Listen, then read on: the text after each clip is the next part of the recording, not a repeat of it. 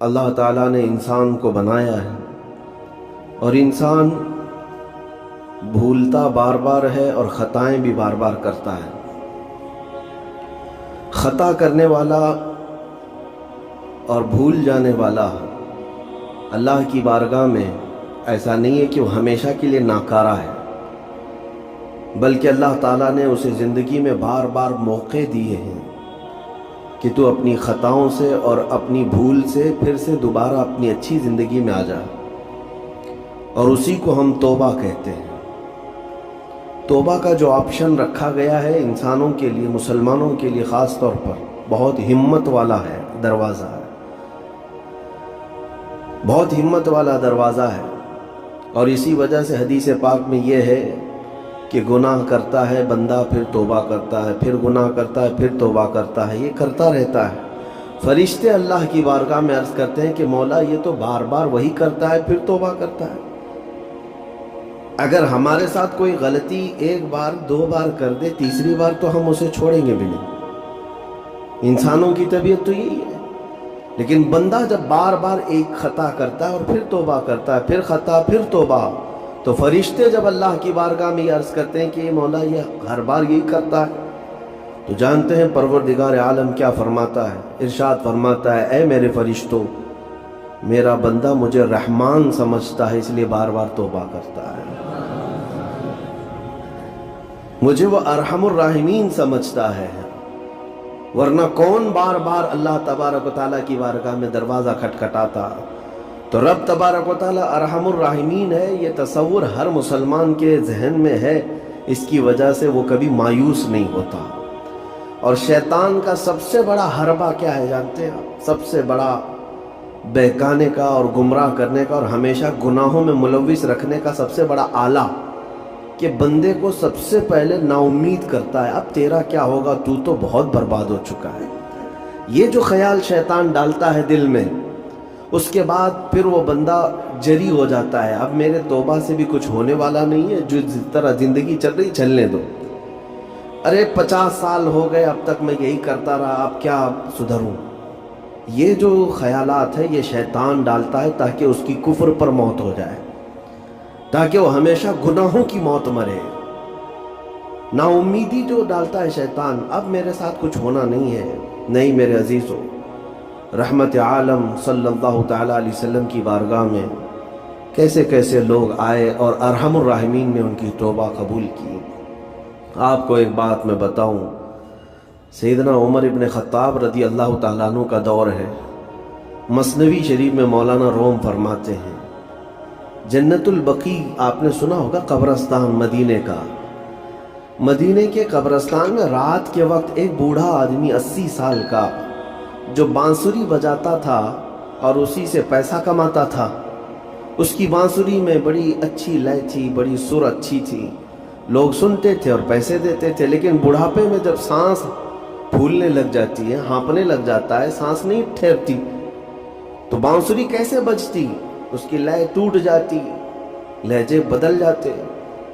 بوڑھا آدمی، اب اس کی بانسری سننے کو کوئی آتا نہیں تھا اور پیسے ملتے نہیں تھے، تھک ہار کر کے وہ آیا، رات کا وقت تھا، جنت البقیع قبرستان میں، 80 سال کی عمر کا ہو گیا، اس نے بانسری توڑ دی، کہا زندگی بھر جس چیز سے میں کماتا تھا اب میری سانسوں نے جواب دے دیا، جسم پھولنے لگا ہے، سانس زیادہ آنے لگ گئی ہے، اب میرا کھانا پینا کیسا چلے گا؟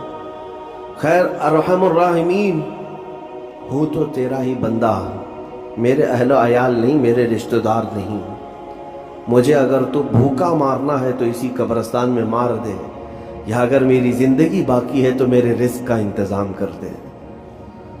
وہ رو رہا تھا 80 سال کی عمر میں۔ جب بندہ لاچار و مجبور ہوتا ہے تو پروردگار کو ہی یاد کرتا ہے۔ جانتے ہیں عمر ابن خطاب رضی اللہ تعالیٰ عنہ امیر المومنین مسجد نبوی میں تھے اور ان کی آنکھ لگی تھی، خواب میں رسول پاک صلی اللہ تعالیٰ علیہ وسلم تشریف لائے، کہا عمر اللہ کا حکم ہے جنت البقیع میں جاؤ، ایک بھوکا آدمی کھڑا ہے، اپنے گھر سے کھانا لے جاؤ اور اس کی ضرورت کا انتظام کرو۔ नींद खुली तो आपने देखा अल्लाह के हबीब सल्लल्लाहु अलैहि वसल्लम की तरफ से हुक्म आया और रब्बे जुल जलाल का हुक्म है। घर से उम्दा खाना लिया तो शादान लेकर के कुछ माल व मता भी लेकर कब्रिस्तान में गए, ढूंढा कौन है यहाँ पर, तो देखा कि एक हाँपता कांपता हुआ 80 साल का बूढ़ा रोता हुआ नजर आया। अमीरुल मोमिनीन अपने हाथ में तोशादान लेकर उसके करीब गए, कहा तू भूखा है? कहा हाँ भूखा हूँ। बैठ चल मैं तुझे खिलाता हूँ। दस्तरखान बिछाकर उसे अपने हाथों से खिलाया और उसे अपनी ज़रूरत के मुताबिक जो ज़रूरियात थीं उसकी ज़रूरत के मुताबिक वो सारी चीज़ें दी। वो बूढ़ा पूछता है आप कौन है? हज़रत उमर फारूक ने कहा मैं उमर इब्ने खत्ताब हूँ।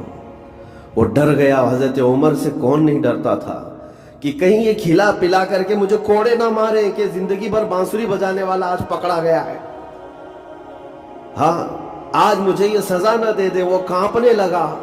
कहा कि आप यहाँ कैसे? हज़रत अमीरुल मोमिनीन कहते हैं मैं खुद नहीं आया, मुझे अल्लाह के रसूल ने भेजा और रब तबारक व तआला का हुक्म आया था कि तू भूखा है और तूने रिस्क मांगा है और मुझे तेरे रिस्क दे करके भेजा गया है। वो चीख मार करके गिर पड़ा जमीन पर और रोने लगा, अपने हाथ फैलाकर कहा सच फरमाया मौला तू अरहमुर राहिमीन है।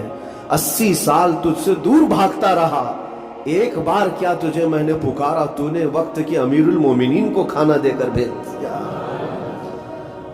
अल्लाह रब्बुल इज़्ज़त की बारगाह में नाउम्मीदी और मायूसी जो शैतान लाता है इससे बंदे भटक जाते हैं, बहक जाते हैं, उन्हें तौबा की तौफीक भी नहीं मिलती। इसीलिए मेरा मौला फरमाता अना इंदा ज़न्नी अब्दी बी। रब ताला फरमाता मेरा बंदा मेरे बारे में जैसा गुमान करता है मैं उसके साथ वैसा सुलूक करता हूँ।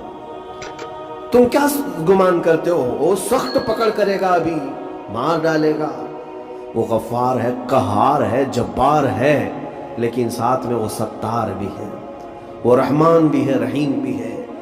अगर रब तबारक व तआला हर चीज पर पकड़ करता तो हमारा तो जीना ही नहीं था। यहाँ पर इतने गुनाह हो चुके और वो रब ताला फरमाता वसिअत रहमती कुल्ल शै, मेरी रहमत ने हर चीज को घेर रखा है। अल्लाह रब्बुल इज़्ज़त बंदों को माफ करने का इजहार ज्यादा फरमाता है। और जानते हैं आप गुनाह जब आम होते हैं, मैं आपको अपने घर की बात बता दूं, मेरे घर में आप 4 दिन के मेहमान बन कर के आए हैं। कभी मेरी खिड़की तोड़ रहे हैं, कभी दरवाज़ा तोड़ रहे हैं, कभी हमारे घर के बर्तन पटक रहे हैं, कभी फर्शी उखाड़ रहे हैं। कब तक बर्दाश्त करूँगा? आपको निकाल कर बाहर कर देंगे, मेहमान नहीं, ये बला हो गई है, घर सारा उजाड़ रहा है।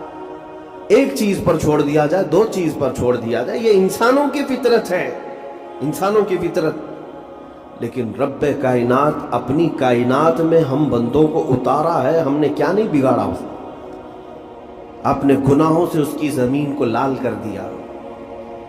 हाँ, उसकी नाफरमानी से हमने इस कायनात के रंग को बदल दिया। खुले आम गुनाह, नंगापन, बेहयाई, अय्याशी, सब कुछ होता रहा। उसकी कायनात है, उसकी जमीन है, उसकी सल्तनत है।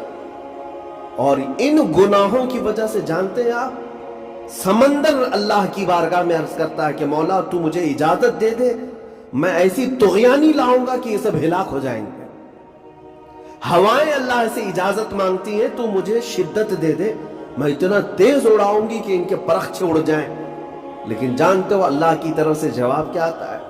समंदर को भी रब ताला फरमाता, हवाओं को भी कहता है रब ताला रुक जाओ, मैं मेरे बंदों के इंतजार में हूं, मेरे बंदों की तौबा के इंतजार में हूं कि मेरे बंदे मेरे पास लौट आएंगे। इसीलिए अल्लाह के हबीब सल्लल्लाहु तआला अलैहि वसल्लम इरशाद फरमाते हैं, अल्लाह ताला को सबसे ज्यादा खुशी किस बात की होती है जानते हैं? रब ताला अपने बंदों से कब खुश होता है? मिसाल देकर के मेरे आका ने फरमाया, मिसाल देकर समझाया। सहरा में, डेजर्ट में रेतीले मैदान होते हैं, उसका सफर बड़ा डेंजर होता है। आज भी डेजर्ट हैं बहुत सारे, सहारा डेजर्ट का नाम सुना होगा।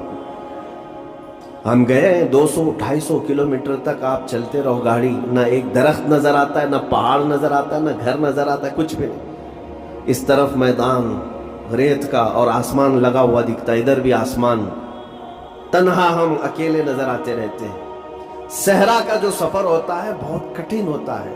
नबी पाक सल्लल्लाहु ताला अलैहि वसल्लम मिसाल देते हुए इरशाद फरमाते, एक बंदा अपनी ऊँटनी लेकर उस पे साजो सामान लेकर खाने पीने का सहरा के सफर पर था, और सहरा में खाना पानी बहुत मिकदार में ली जाती है क्योंकि कुछ मिलता नहीं, और जल्द से जल्द वहां से सफर गुजार करके आना। एक बार अगर रास्ता भटक गया मौत हो जाती, वहां पे रास्ता मिलेगा नहीं। जिस तरफ भी जाओ तो लगेगा सीधा ही चल रहा हूं, डायरेक्शन ही नहीं पता होते सहरा में।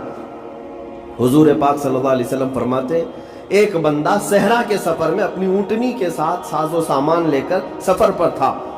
बीच रास्ते में उसे नींद आई, सोया। सो करके उठा तो देखा उसकी ऊँटनी साजो सामान के साथ गायब है। सहरा में, बीच सहरा में। अब जो सवारी थी वो गायब है, खाना पानी था वो गायब है, कुछ नहीं है साथ में। घबरा गया, परेशान हुआ, अपनी ऊँटनी को ढूंढता ढूंढता थक गया। कभी इधर कभी उधर, कभी इधर कभी उधर, हर जगह कहीं कोई निशान नजर ना आए। और जब सवारी नहीं है तो अब कई 100 किलोमीटर का बगैर खाने पीने के कैसे सफर करता। थक हार करके दूसरा दिन हो कि तीसरा दिन हो, एक जगह वो बंदा सो गया। फिर से सो गया, अब रास्ता भी नहीं मिलता।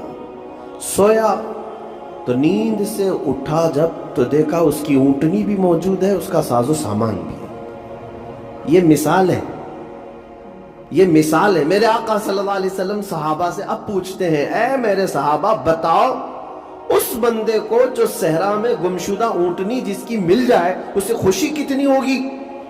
सहाबा कहते, या रसूल अल्लाह उसकी तो जान में जान आ गई होगी, क्योंकि वो जानते थे सहरा का सफर क्या होता है। कहा सबसे ज्यादा उसे खुशी होगी कि उसका खोया हुआ सामान मिल गया, खोई हुई सवारी मिल गई।